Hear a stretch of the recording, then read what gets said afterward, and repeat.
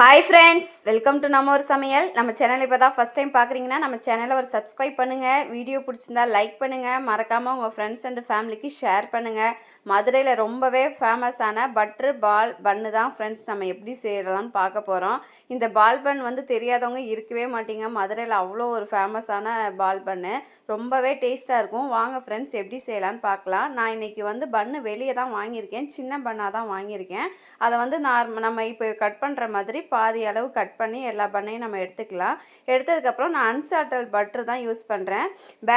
பேக்கரியில் கிடைக்கிற பட்ரு கிடைச்சா கூட நீங்கள் யூஸ் பண்ணிக்கோங்க. பட்ரு வந்து அவங்கவுங்களுக்கு தகுந்த மாதிரி நீங்கள் யூஸ் பண்ணிக்கலாம். ஏன்னா பெரியவங்க சாப்பிடுவாங்க, சின்னவங்க சாப்பிடுவாங்க.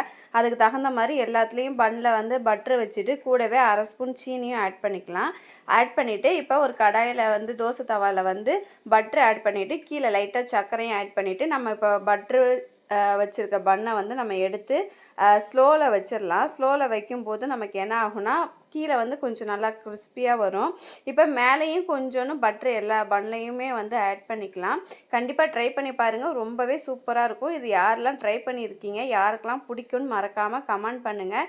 எவ்வளோ டேஸ்ட்டாக இருந்துச்சுன்னு கண்டிப்பாக மறக்காமல் கமெண்ட் பண்ணுவீங்கன்னு நான் நம்புகிறேன். இப்போ பட்ருலாம் நம்ம ஆட் பண்ணிட்டோம், ஒவ்வொரு பன்னுக்கு மேலேயும் வச்சுட்டோம்.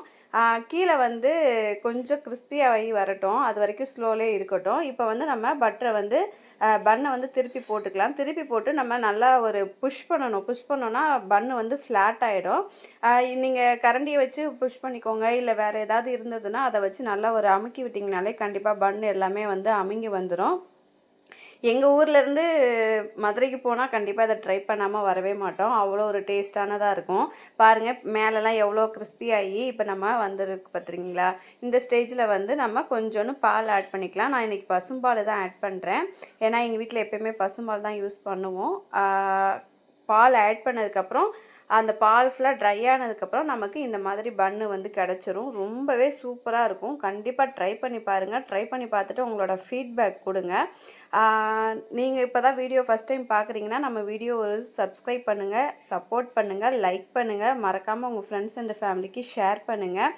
இப்போ லைட்டாக மேலே சர்க்கரையை ஆட் பண்ணி நம்ம கொஞ்சோன்னு பட்டரையும் மேலே அந்த சூட்டோடு எடுத்து வச்சோம் அப்படின்னா ரொம்பவே டேஸ்டான ஒரு பட்ரு பால் பன்னு வந்து ரெடி ஆயிடுச்சு. கண்டிப்பாக ட்ரை பண்ணி பார்த்துட்டு உங்களோட ஃபீட்பேக் கொடுப்பீங்கன்னு நான் நம்புகிறேன். இது யாருக்கெல்லாம் பிடிக்கும்னு மறக்காமல் கமெண்ட்டும் பண்ணுங்கள். நம்ம சேனலில் சின்ன சின்ன ரெசிபீஸ் நிறைய போட்டிருக்கோம்.